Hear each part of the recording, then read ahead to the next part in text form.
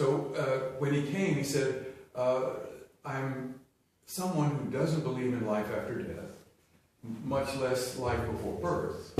But if any of that is true, I think I might have been Andrew, Jesus' first disciple.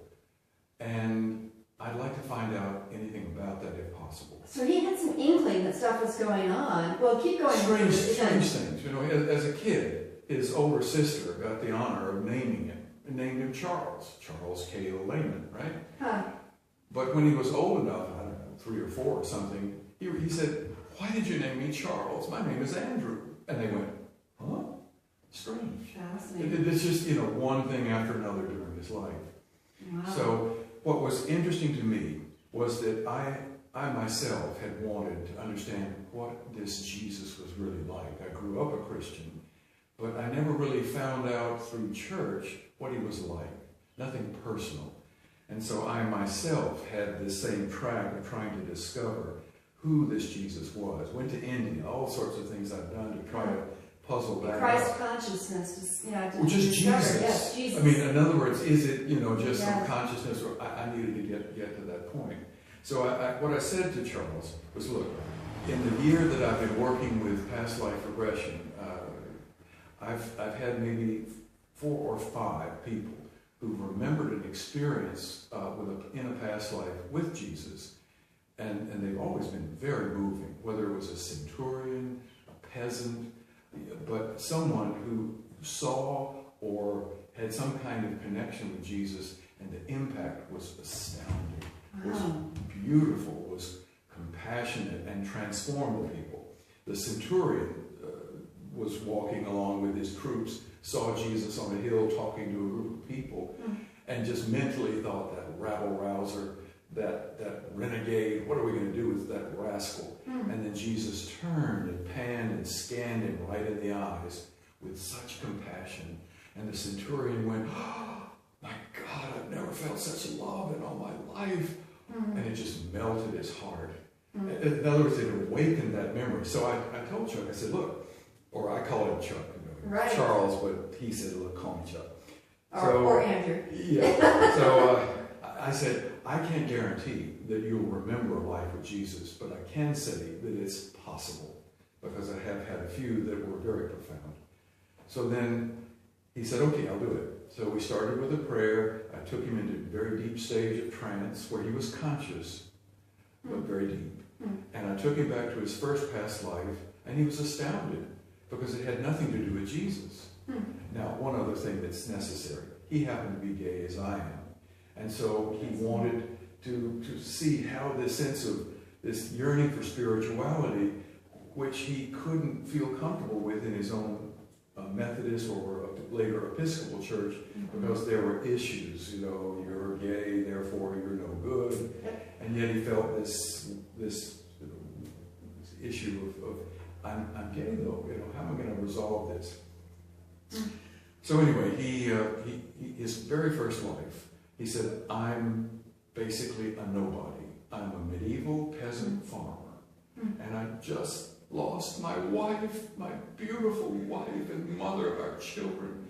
How am I going to raise the kids without her and take care of the farm? And he started to sob and heave. And his 20th century shirt was soaked with tears, right? This was so powerful and so shocking to him. And I took him through the rest of that life, on through his death experience, very much like a near-death experience, into the light, peace, and freedom of heaven. And there was such a relief. Oh, wow. So after the entire session, the very first question that he said was, what was that woman thing? That woman. I'm 100% red-blooded gay American. I mean, this was the era of gay pride in 1977. And he said, what was that all about? I said, without trying to laugh, I said, look, in this life, in that life, different experiences to help you learn different aspects of the lessons of heaven. Whether it's compassion, forgiveness, patience, you name it. So one life you'll be married, one life you will love men, one like women, whatever. It's, in other words, this variety so that you can learn all the lessons, whatever is necessary. Wow. So he says, oh, and that experience really was one of the great transformative things for Chuck, because he said after that experience, he realized he wasn't as different from heterosexuals as he previously thought. Mm. He realized that we live all of these lives, so relax. We're all going through these different phases. Mm. Don't worry about other people's lack of understanding about that. Be at peace. You know, we all go through What a this. great gift. Just what a great gift. Wonderful. Even just that. Hello. Right? No. So then after through that life, he's still deep in trance. He's up in the light and freedom of heaven. And I say, now do you want to go to another life? I never tell them where to go, what to do, what time. Always let their soul guide it. And he said, I have this strong feeling it's going to be terribly difficult, that it's going to tear soul from body. I said, look, I'm not here to give you a hard time. You want to, I'll give you an hour if you want to. No, I'll do it. I said, okay. So I took him through to that other life, and he said, yeah, I see myself dressed in, I've got sandals, a rough tunic, a beard. I am Andrew. I am Jesus' first disciple, and I'm looking from a distance, and I'm on the ground. I'm just devastated. It's Jesus' crucifixion. And I thought, oh my God, wow. I've just taken somebody from the death of his beloved wife to the death of his Lord. This is not what you might call an easy hypnotic regression. This was very challenging, very difficult. But he knew that too. So I took him, he said, but the one thing, and it got expanded, the one thing that gives me comfort is that my best friend from childhood, Philip, and now he's another disciple, is nearby, and we were best friends, and when I was 22, I found out that I really loved him. I had no idea what was missing in my life, but I realized it was that I really cared deeply about this guy, much like I would care for a woman. But then I realized what had been missing in my life, but I couldn't tell him because it's against the law, against the Jewish law. But at that very time was when Jesus was first in our part of the world. And I went to see him, and he knew that. Jesus explained, he says, you're not a lover of men, you love only one man, Philip. He even knew him before he'd ever met him. And he said, if you love in God's name, all is holy. In other words, love is love. It's not who you love, it's just the fact that you love. That's what's important. Wow. So he then said, not only was I allowed to love Philip, but even Jesus blessed our relationship and sealed it. In other words, and I can say it, the very first gay marriage, perhaps. Wow. And in 1977, when I heard this, I was absolutely stunned because no one was talking about marrying somebody. It was just, can you have an affair or can you have sex or whatever? Yeah. But to actually make it a sacred experience of a real loving relationship. Sacramental bond. Fabulous. So, wow. So, in other words, that was the opening. He came back another time in about a month, and the problem again was this skeptical mind of his. All of ours. I think we should all kind of embrace our skeptical side while we experiment with out-of-box sides. And not a single person I've interviewed about past life regression doesn't say the same thing. Sure. Here's my skeptical side. This is how I'm addressing it. Right. Here's my experience. Wow, this is so profound. I cannot deny the profoundness of it, even though I'm of the skeptical side. So what did he do? What was the skeptical What he side? did? Well, the skeptical side said that I just, I can't trust this. I know I'm experiencing these powerful feelings, these visions. It's very intense.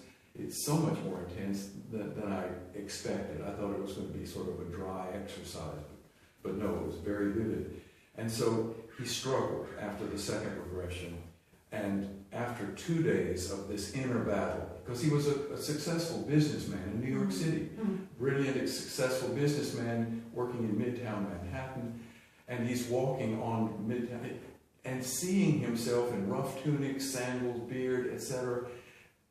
And he said, I finally got to the point of just saying, if it's to be, let it be. In other words, he gave permission for this process that had come to the brink of revelation, just to go ahead and let it happen.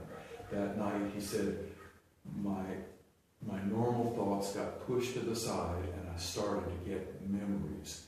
I knew they were memories of that time as Andrew, as the friend and lover of Philip and Jesus and the disciples and the early church. And it came so vividly, powerfully, with words, visions, feelings, etc. He says, I knew I had to write it down. Wow. And this happened every night between starting about 3:30 or 4 in the morning for 3 weeks. Wow. And so he wrote.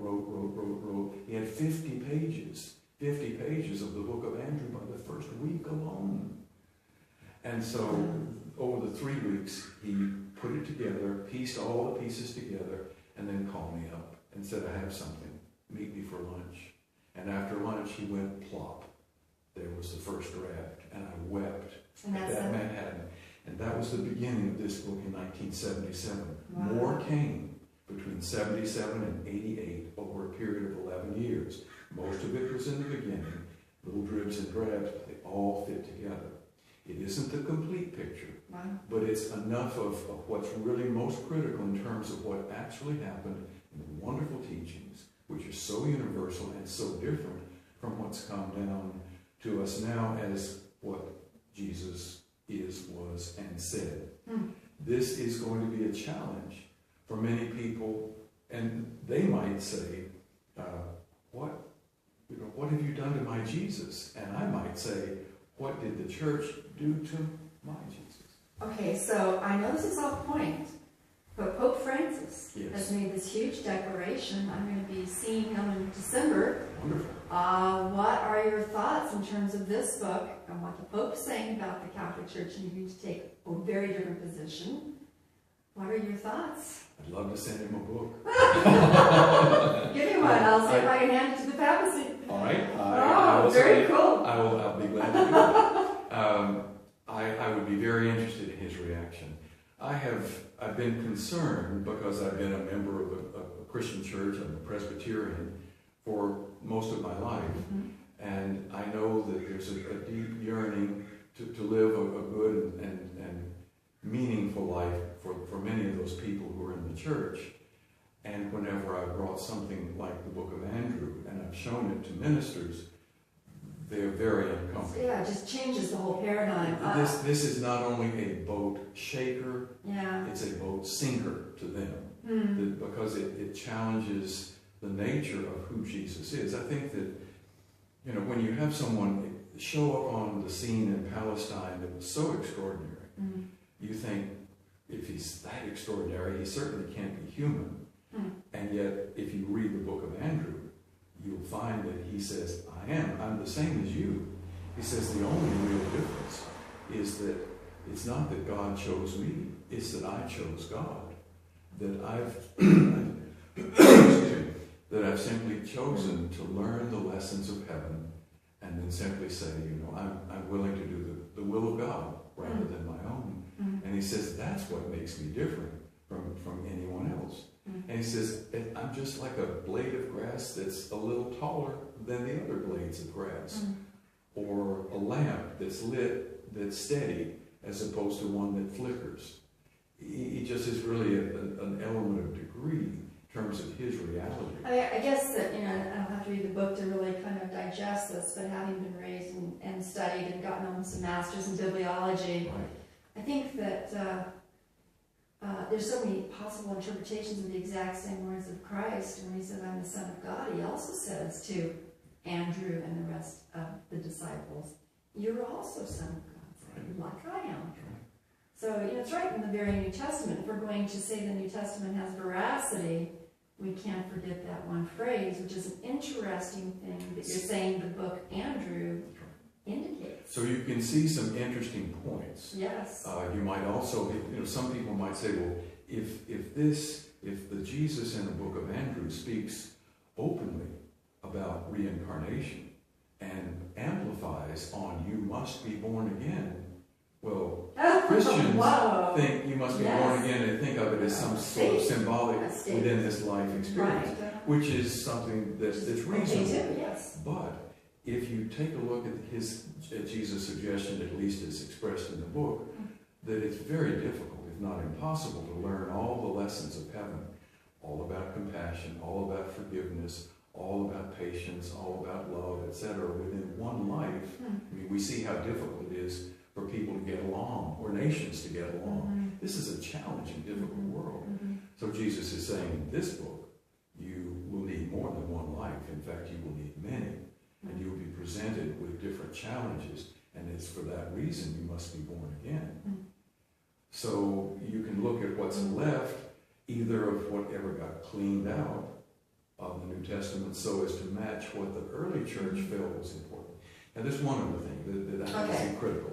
Now, folks, I just want to interrupt this. We're talking to hypnotherapist, yes? Hypnotherapist Bruce Gregory. What is your professional background? He's about to say my professional background, I went to college and went to France to university in order to be a French professor. I thought that would be fun because I have a gift for languages. And then I realized that not too many people wanted to learn French, everybody wanted to learn English. So I shifted to just more general areas and decided to work in public television. I thought that would be fun. So I worked for network television, or local network television in Atlanta, and they suggested, get grounded in reality, get you an MBA, go to Harvard or Wharton or someplace like that, learn about the real world, work in the networks in New York City, and then come back and do lofty things like public television. So that's what I attempted to do. I did get my MBA from Wharton. I did finish graduate school, etc. I did work for almost 4 years with CBS in finances, but the spiritual bug got to me in New York City. There were so many wonderful people and experiences that just opened marvelous doors for me. Wow. That I thought, this is really what I need to do. So I shifted from business and started working with Silva Mind Control to help people. But after 2 successful years at that, I got fired for being gay. Now, I'm somebody that is, I wasn't told that because you just, would just say, well, we no longer need your services. Yeah. But I was later informed by the business manager of the reason. And so I thought, that's interesting. And but anyway, it freed me to go on and do other things.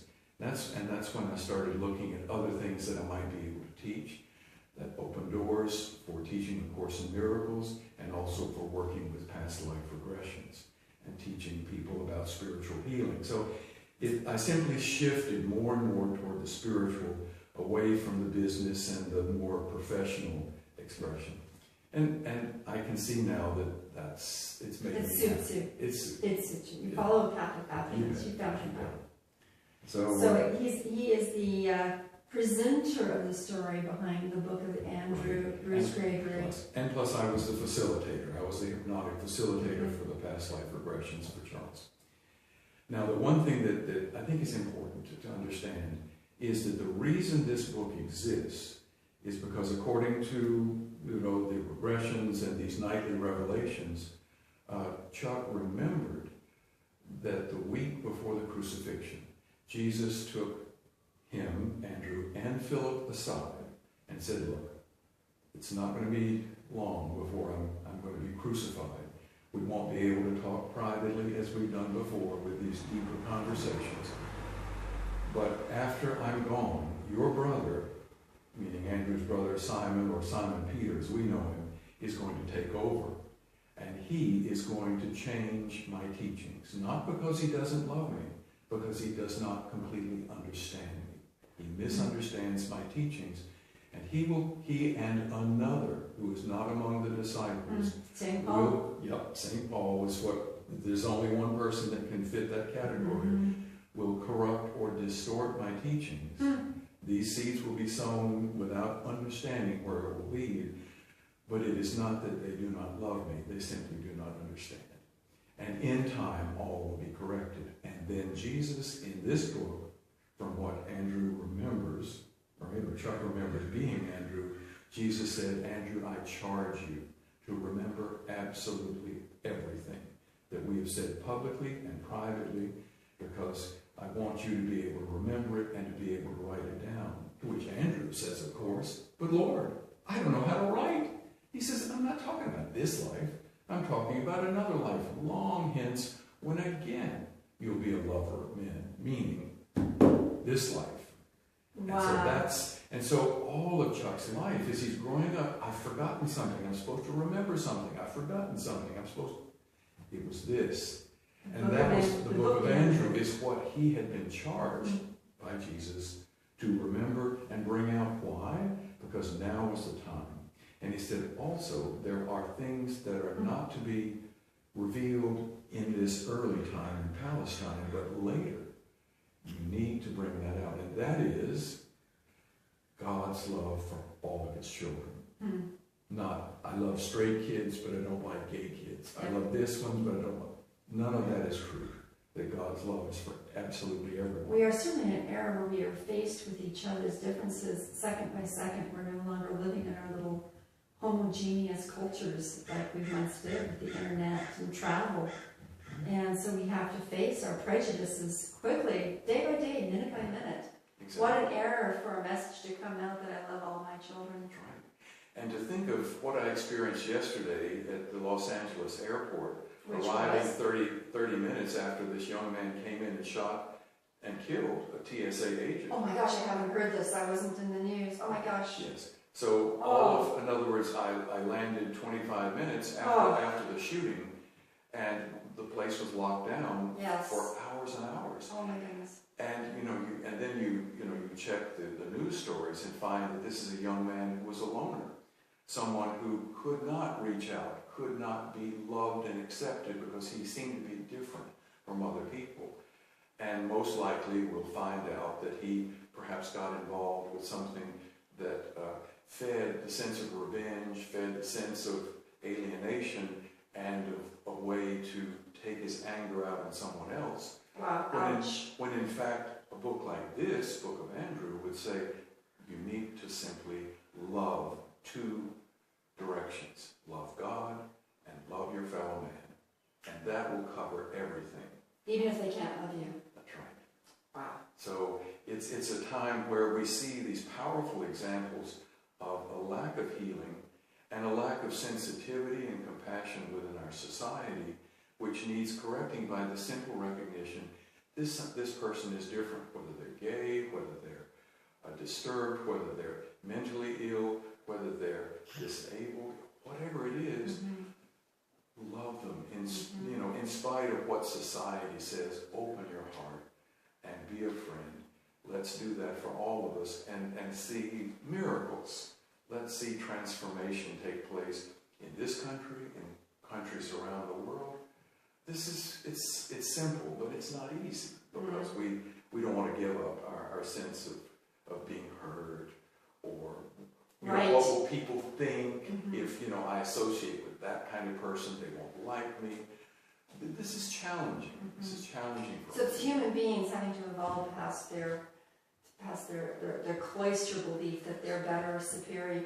It's funny, I was listening to some teenagers the other day, and they were talking about how over there's the misfit group, and then I was listening to the misfit group as so designated by the first group, and how individualistic they were, and they recognized themselves also as misfit. And I'm thinking there's a psychologist for 36 years saying, you know what, we're all misfits.